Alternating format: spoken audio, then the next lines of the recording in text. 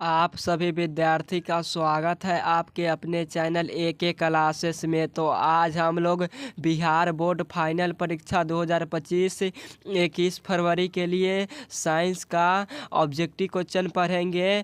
25 VVI objective question किताब से guess किया गया प्रश्न है जो आपके फाइनल बोर्ड परीक्षा में पूछा जाएगा।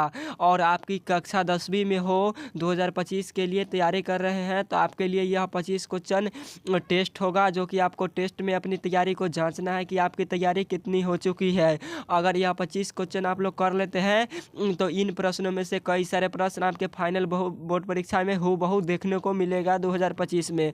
तो आप सभी विद्यार्थी यह 25 क्वेश्चन हमारा विश्वास करके ज़रूर पढ़ लीजिएगा।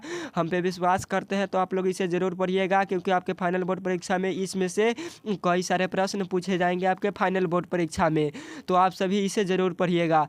तो आपसे एक छोटा सा रिक्वेस्ट यह है कि अगर चैनल पर नए आए हैं तो चैनल को सब्सक्राइब कर लीजिए और वीडियो को लाइक करके अपने दोस्तों के पास इस वीडियो को ज़रूर शेयर कीजिएगा, ताकि आपके दोस्त भी 25 टॉप वीवीआई ऑब्जेक्टिव क्वेश्चन का क्लास कर पाए और उनका भी फाइनल बोर्ड परीक्षा की बेहतर तैयारी हो पाए। तो चलिए आज का क्लास स्टार्ट करते हैं। आज के क्लास का यह फर्स्ट नंबर क्वेश्चन है, एक लिंगी पुष्प का उदाहरण है।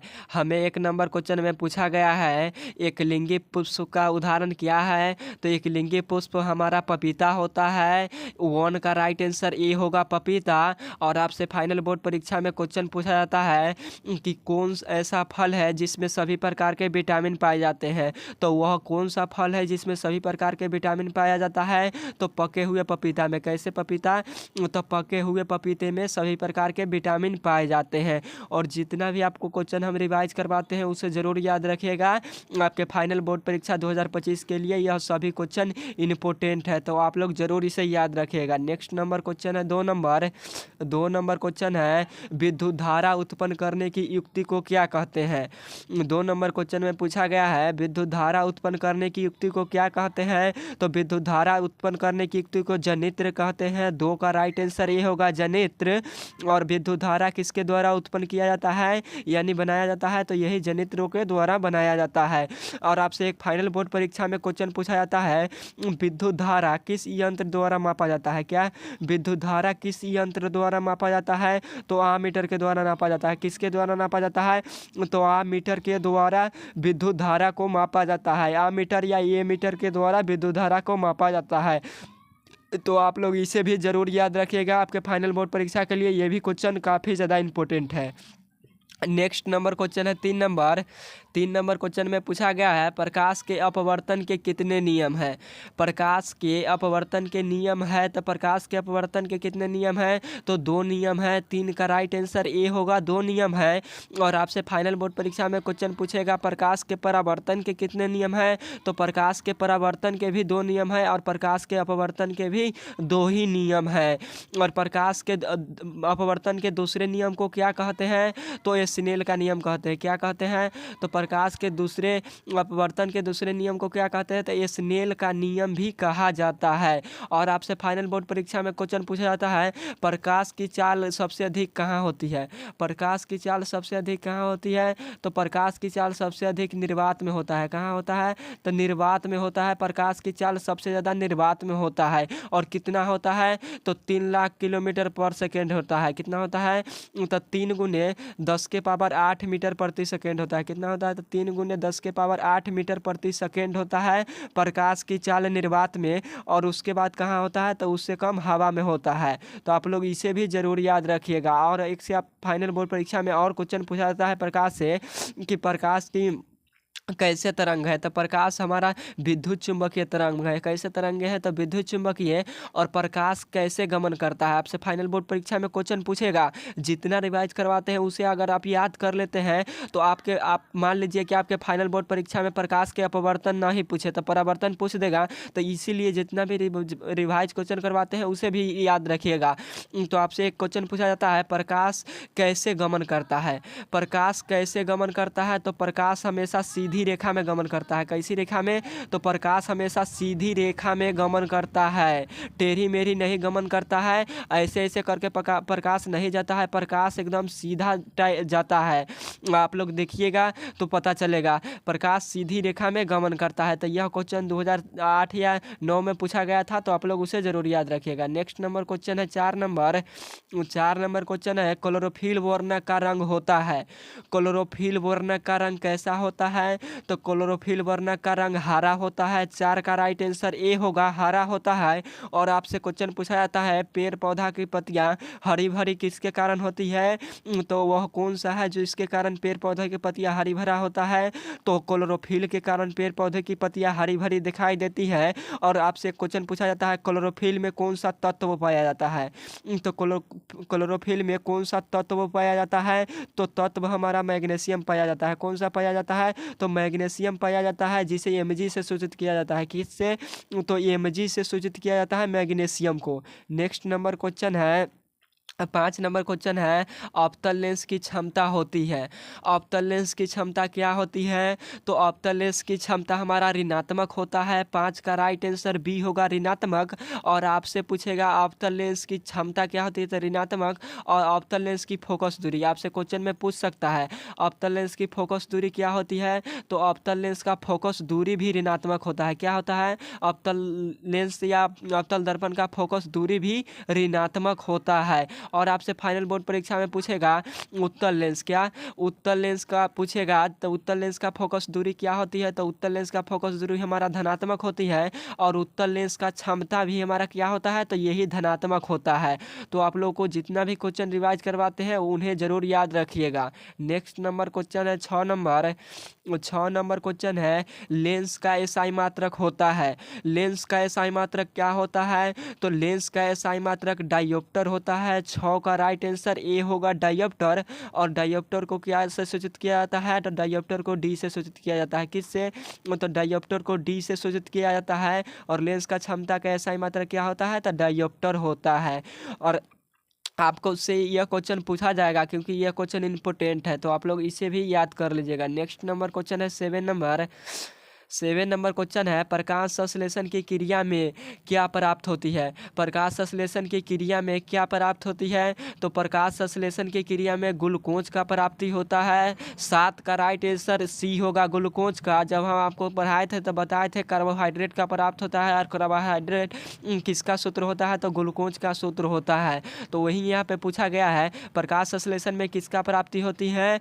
तो ग्लूकोज का होता है। किसका होता है? तो ग्लूकोज का। आप पेड़ पौधा में कौन सा होता है? तो क्लोरोफिल होता है, जिसके कारण पेड़ पौधा की पत्तियां हरा भरा दिखाई देती है। और आपसे क्वेश्चन पूछा जाता है, प्रकाश संश्लेषण की क्रिया में और ऑक्सीजन बाहर किससे निकलती है? O2, जिससे ऑक्सीजन का संकेत होता है O2। और प्रकाश संश्लेषण की क्रिया में ऑक्सीजन बाहर किससे निकलती है? तो ऑक्सीजन बाहर जल से निकलता है। किससे निकलता है? तो जल से ऑक्सीजन बाहर निकलता है प्रकाश संश्लेषण की क्रिया में। तो आप लोग इसे भी याद रखिएगा। नेक्स्ट नंबर क्वेश्चन है 8 नंबर। 8 नंबर क्वेश्चन है, मछलियाँ शोषण किस अंग के द्वारा करता है? मछलियाँ शोषण अपना किस अंग के द्वारा सांस लेता है? तो पानी के अंदर किस अंग के द्वारा सांस लेता है? मछलियाँ पानी में न होती है। और पानी में क्या होता है? तो जल का पहले रासायनिक सूत्र क्या होता है? तो जल का रासायनिक सूत्र होता है H2O। क्या होता है? तो H2O होता है। क्या होता है? तो H2O होता है जल का रासायनिक सूत्र। और जल में क्या है? तो जल में हाइड्रोजन और ऑक्सीजन से मिलकर बना है जल, जो कि जल का रासायनिक सूत्र H2O होता है। तो मछलियाँ अपना किस अंग द्वारा सांस लेता है? तो गलफरा के द्वारा या गिल्स के द्वारा। मछलियाँ अपना सांस लेती हैं गलफरा का द्वारा या गिल्स के द्वारा अपना सांस लेती है। आपके ऑप्शन में गिल्स ना देकर गलफरा भी दे सकता है। क्या दे सकता है? गलफरा भी दे सकता है आपके ऑप्शन में, तो आप लोग कंफ्यूज मत होइएगा। और गिल्स के द्वारा या गलफरा के द्वारा मछलियाँ अपना सांस लेती हैं। और आपसे एक फाइनल बोर्ड परीक्षा में पूछा जाता है क्वेश्चन, मछलियों के हृदय में कोष्ठों की संख्या कितनी होती है? या मछलियों में कोष्ठों की संख्या कितनी होती है? तो मछलियों में टोटल 2 कोष्ठ पाए जाते हैं। कितने कोष्ठ? तो 2 कोष्ठ पाए जाते हैं मछलियों में। तो आप लोग इसे भी जरूर याद रखिएगा। नेक्स्ट नंबर क्वेश्चन है नेक्स्ट नंबर क्वेश्चन है 9 नंबर, खुला परिसरण तंत्र किस में पाया जाता है? खुला परिसरण तंत्र किस में पाया जाता है? तो खुला परिसरण तंत्र कॉकरोच में पाया जाता है। 9 का राइट आंसर सी होगा, कॉकरोच में पाया जाता है खुला परिसरण तंत्र। और मनुष्य का सबसे बड़ा शत्रु, मनुष्य का मतलब सबसे कोष्ठों की संख्या कितनी होती है शरीर में? तो 4 होता है। कौन सा होता है? 4 होता है मनुष्य के हृदय में कोष्ठों की संख्या। कोष्ठों या चेम्बर और कक्ष, यह तीनों उसी को कहा जाता है। कोष्ठों को ही चेम्बर भी कहा जाता है, कक्ष भी कहा जाता है। तो आप लोग इसे जरूर याद रखिएगा। नेक्स्ट नंबर क्वेश्चन है 10 नंबर क्वेश्चन है, मनुष्य में डायलिसिस थैली क्या है? मनुष्य में डायलिसिस थैली क्या है? तो नेफ्रॉन है। 10 का राइट आंसर ए होगा, नेफ्रॉन है मनुष्य में डायलिसिस थैली। और आपसे एक क्वेश्चन पूछा जाता है, वृक्क के संरचनात्मक एवं क्रियात्मक इकाई को क्या कहते हैं? वृक्क के संरचनात्मक एवं क्रियात्मक इकाई को क्या कहते हैं? तो यही नेफ्रॉन कहते हैं। क्या कहते हैं? तो नेफ्रॉन कहते हैं। और आपसे क्वेश्चन पूछा जाता है फाइनल बोर्ड परीक्षा में, तंत्रिका तंत्र के क्रियात्मक एवं रचनात्मक इकाई को क्या कहते हैं? वह क्वेश्चन था वृक्क के संरचनात्मक एवं क्रियात्मक इकाई को नेफ्रॉन कहते हैं। और तंत्रिका तंत्र के रचनात्मक एवं क्रियात्मक इकाई को क्या कहते हैं? तो उसे न्यूरॉन कहते हैं। क्या कहते हैं? तो उसे न्यूरॉन कहते हैं। और तंत्रिका तंत्र क्या है? तो कोशिका है। नेक्स्ट नंबर क्वेश्चन है 11 नंबर क्वेश्चन है, दही में जमने में निम्नलिखित में से कौन सी क्रिया होती है?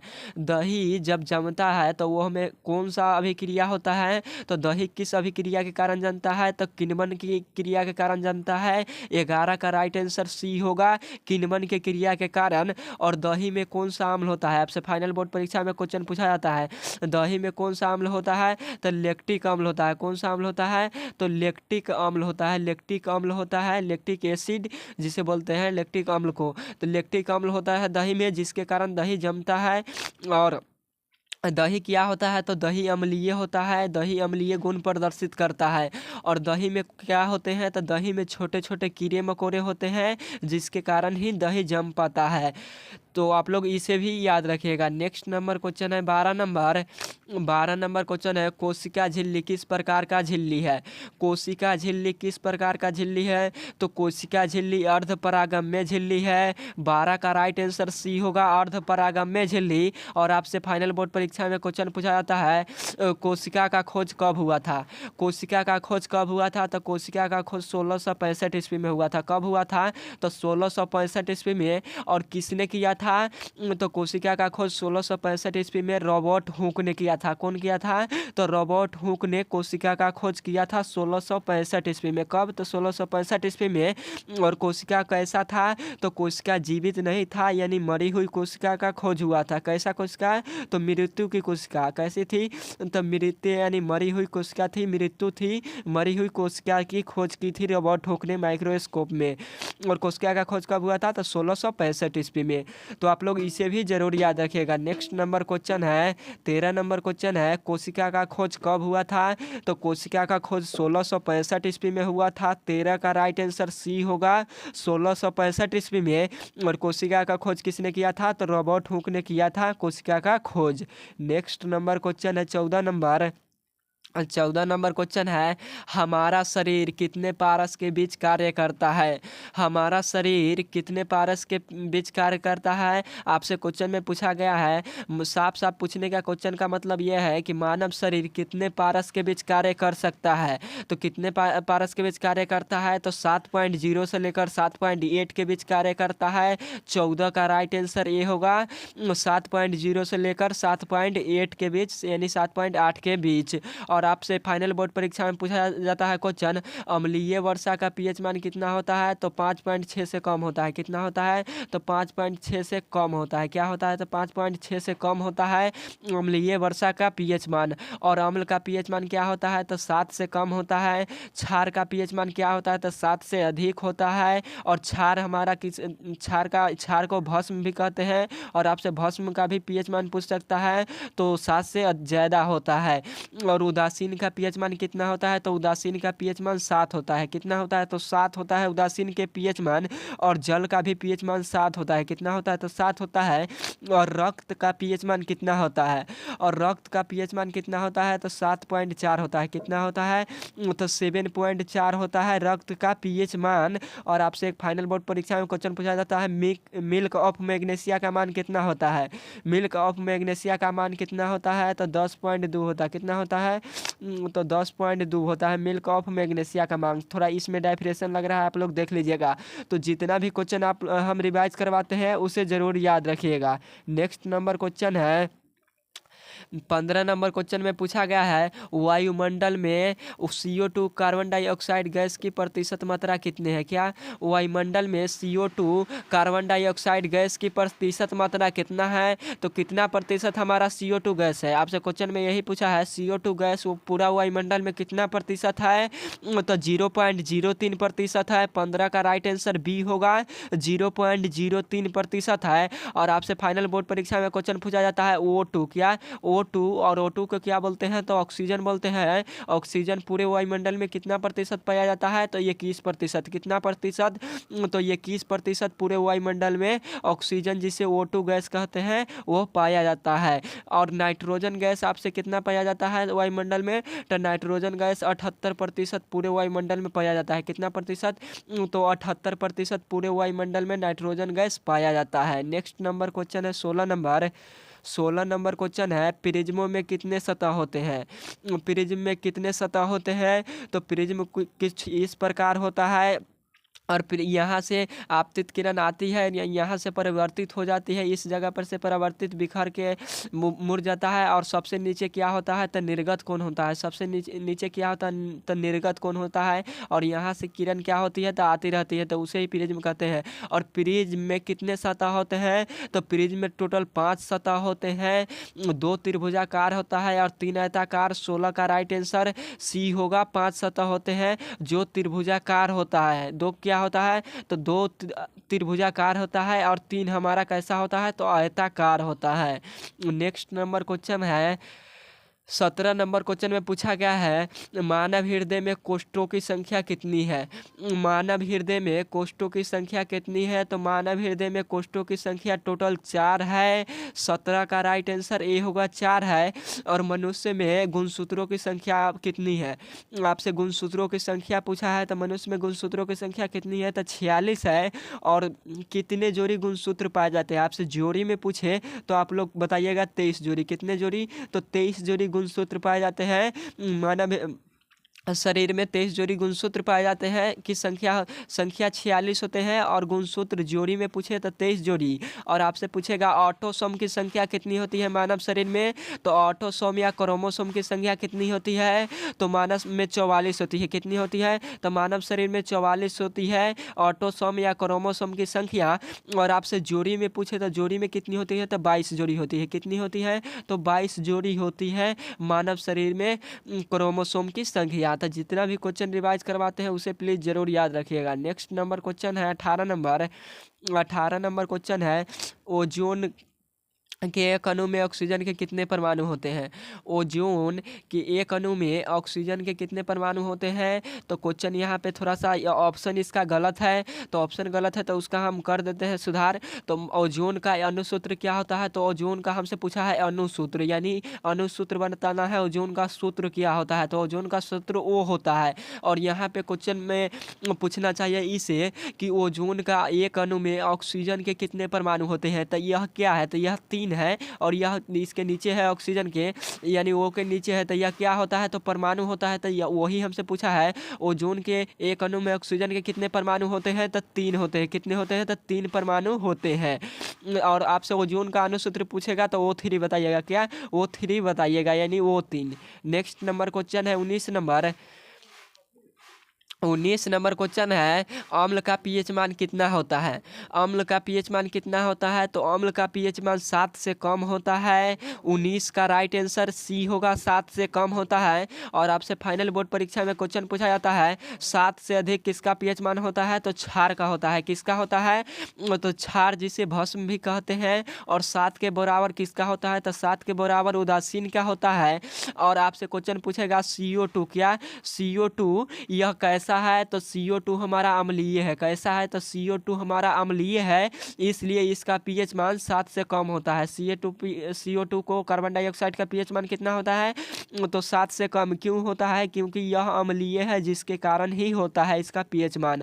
और शुष्क बर्फ भी किसे कहते हैं? तो इसे ही कहते हैं, CO2 को शुष्क बर्फ, कार्बन डाइऑक्साइड को शुष्क बर्फ भी कहते हैं। नेक्स्ट नंबर क्वेश्चन है 20 नंबर क्वेश्चन है, कार्बन क्या है?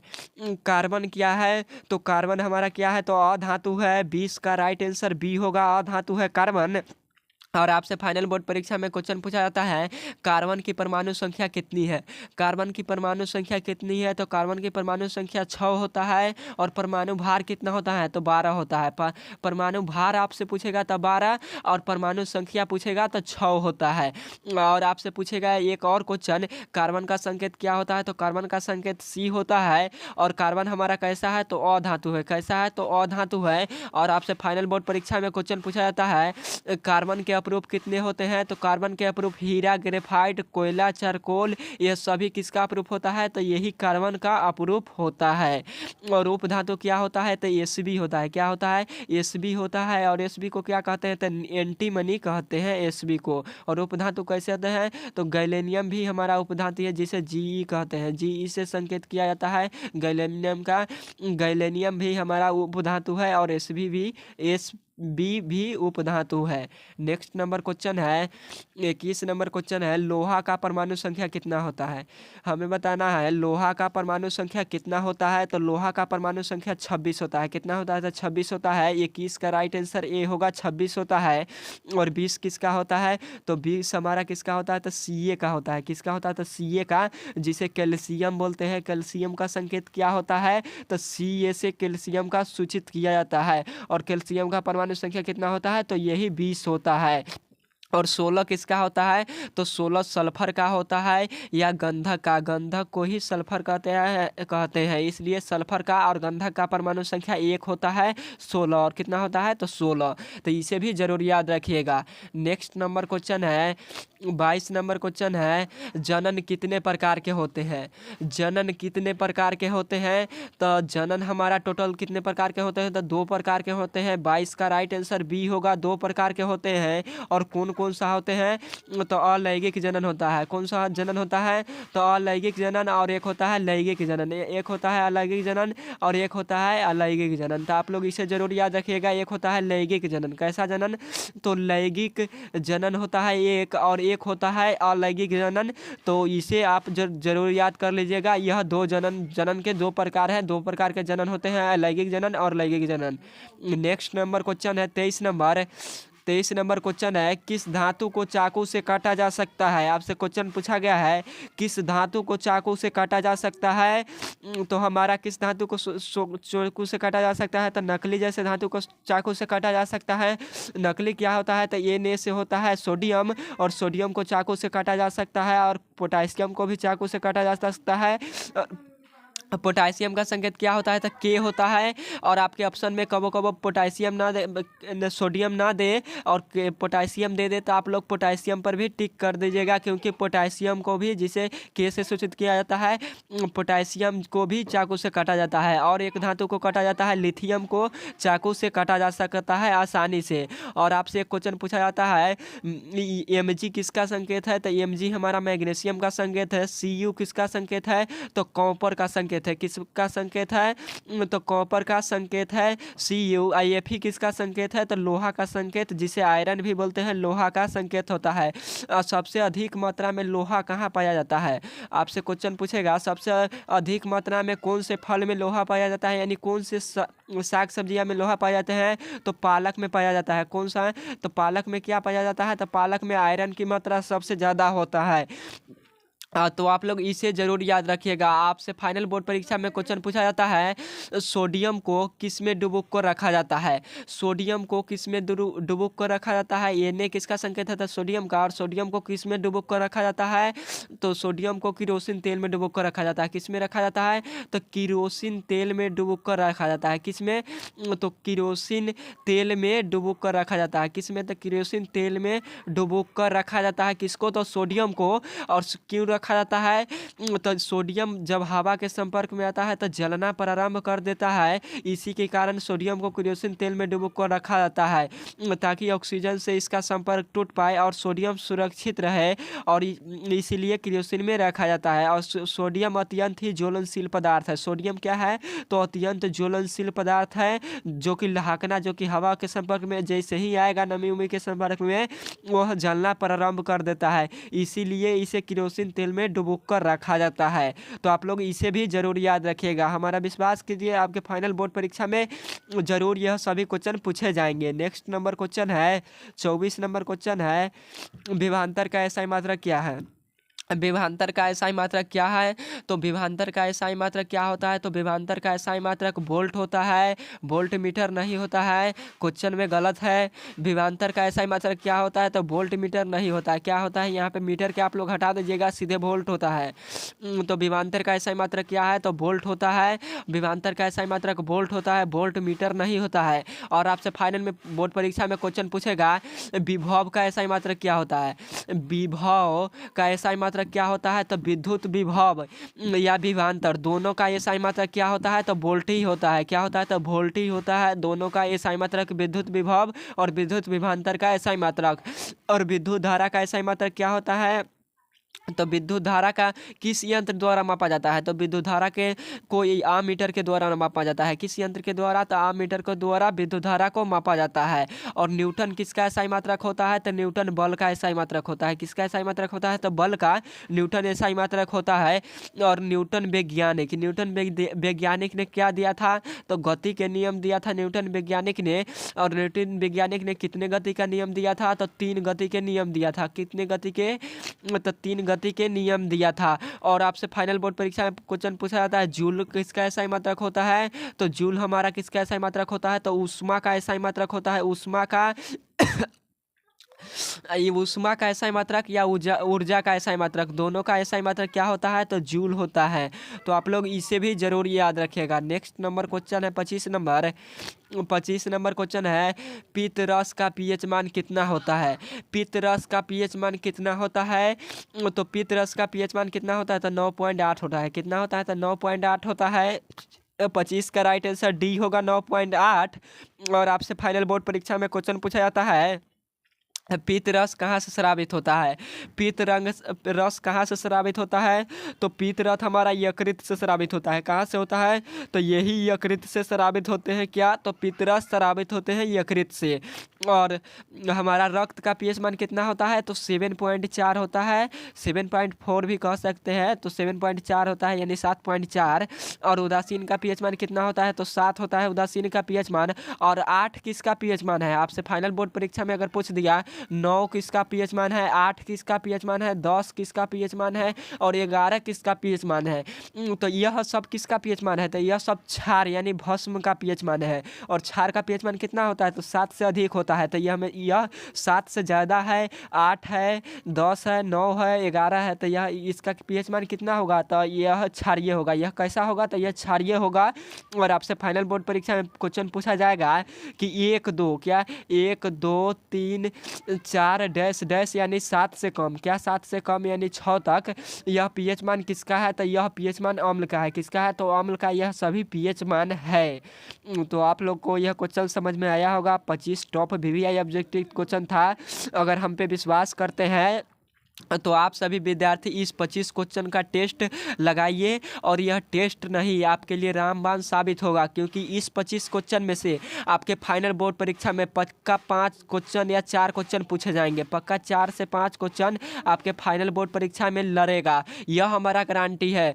तो आप सभी विद्यार्थी इस 25 क्वेश्चन को जरूर पढ़िए। आपके 2025 में अगर तैयारी कर रहे हैं तो आप लोग ज़रूर जुड़िए AK क्लासेस के साथ, और यह 25 क्वेश्चन को फोड़ दीजिए और अपनी तैयारी को चेक कीजिए आपका कितना प्रश्न सही हुआ, और इस क्लास में आपका कितना प्रश्न सही हुआ ये भी आप लोग कमेंट बॉक्स में आंसर जरूर बताइएगा कि आपका कितना सही हो पाया। और इस टेस्ट का देना इम्पोर्टेंट है। अगर आप लोग फाइनल बोर्ड परीक्षा में तैयारी कर रहे हैं तो इस टेस्ट का ज़रूर दीजिएगा, क्योंकि यह टेस्ट आपके लिए रामबाण साबित होगा। तो ओके बाय, फिर मिलेंगे नेक्स्ट क्लास में। तो जाकर टेस्ट दीजिए, यह क्वेश्चन 25 का क्लास चला गया। बाय।